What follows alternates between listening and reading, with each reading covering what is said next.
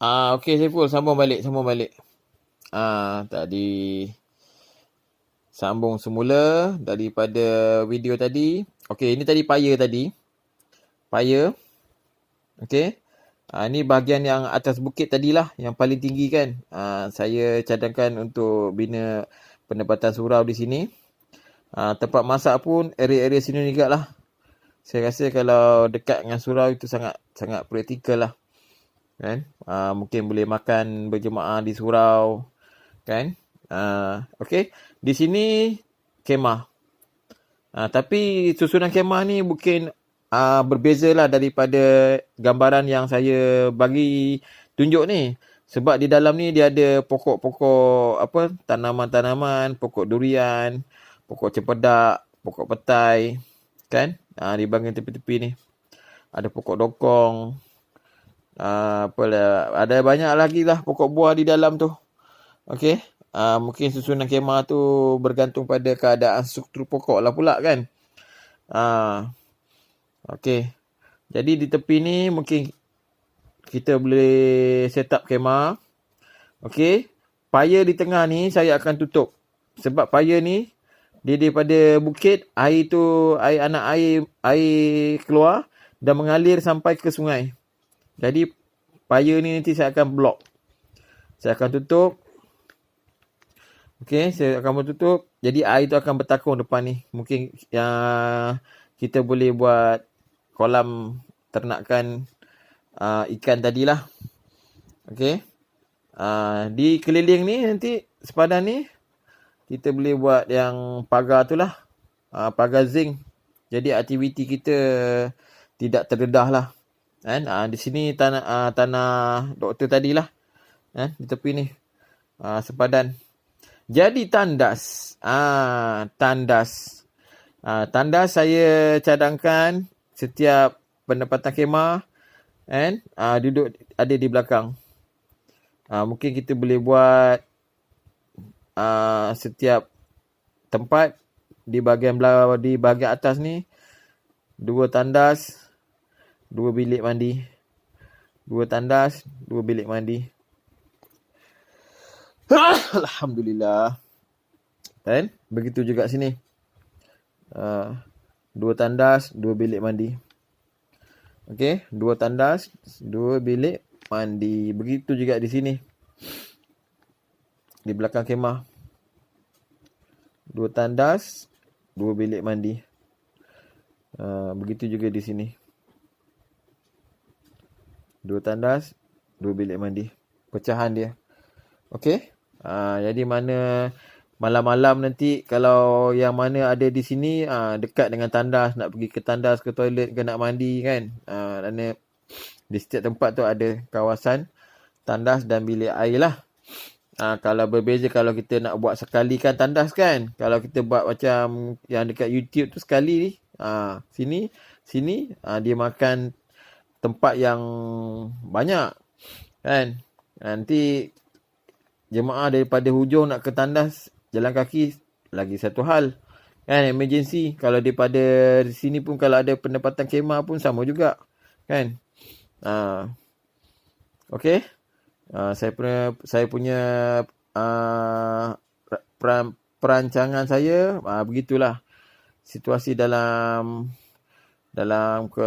kedudukan tanah tu. Okey. Selesai berkenaan dengan tandas. Okey. Kemudian kita cerita bahagian sini pula.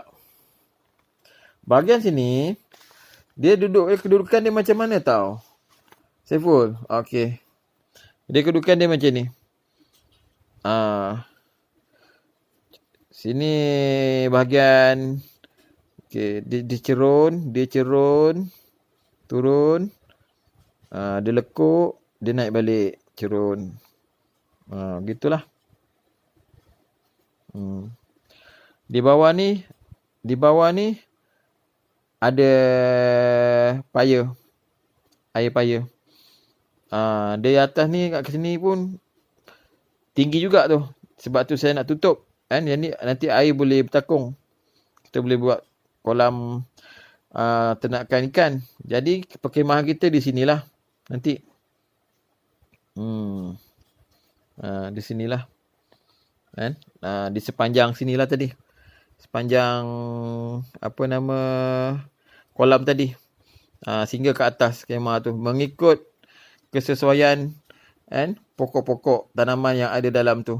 Maknanya mungkin tidak akan selarilah kemah kita. Okey. Saya rasa lebih kurang macam itulah kedudukannya. Tapi yang penting sebaiknya daripada kita buat zinc, buat apa tandas kolam ke apa ke untuk mandi, lebih baik kita buat cara macam ni. Lebih pada saya fikir lebih praktikal dan mesra keluarga lah. Kan? Kemudian kalau anda kata kita yang lelaki ni nak mandi, nak ke sungai pun tak jauh. Kan? Daripada atas ni nak ke sungai, dia lebih kurang dalam 200 meter je. 200 meter ke 250 meter. Tak jauh pun berjalan kaki nak ke sungai. Kan? Mungkin anda tahu rasa-rasa nak mandi ke sungai, boleh mandi ke sungai kan? Rasa-rasa nak mandi di sini, boleh mandi di sini. Okey. Saya rasa gambaran tu boleh nampak kot. Kan? Saya perancangan saya nanti buat pagar keliling, pagar zinc ni. Saya nak kereta pun boleh masuk di kawasan ni, boleh simpan di dalam. Jadi aktiviti kita di dalam ni tidak diketahui orang kampung lah. Kalau orang kampung tanya, kita cakap lah berkebun kan. Berkebun, buat kolam ikan. Kan? Di sini kita buka sikit pagar. Tujuannya kita nak mengaji pondok di sini, tanah doktor tu. Okey, kehadiran kita untuk mengaji pondok. Tunggu proses pertukaran hak milik tanah. Jadi sementara kita nak tunggukan kelulusan tanah doktor tadi, yang mana dia dah niat untuk wakafkan untuk buat sekolah pondok, kehadiran kita tadi kita dah boleh cover. Kita datang untuk menumpang sebab nak mengaji pondok. Seandainya diberi masa, diberi pinjam, diberi usia umur oleh Tuhan, kita menetap di sini lebih lama, kan? Nanti kita boleh set up untuk kita buat plan surau seperti yang di YouTube tadi. Kan? Surau untuk sekolah pondok, mungkin nanti pelajar-pelajar lain boleh manfaatkan surau yang tadi. Surau pula. Tandas dan bilik mandi. Kan? Yang Saiful buat di YouTube tadi. Kan? Itu sangat praktikal kalau di bahagian sini. Di bahagian tanah untuk dijadikan sebagai sekolah pondok. Kan? Kalau di sini tadi, saya rasa lebih praktikal untuk kita buat tandas yang lebih mesra keluarga lah. Kan? Setiap tempat ada tandas. Kan?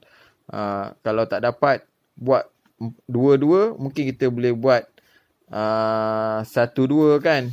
Maknanya 2 bilik mandi and 1 tandas. 2 bilik mandi, 1 tandas. Di setiap penempatan ni.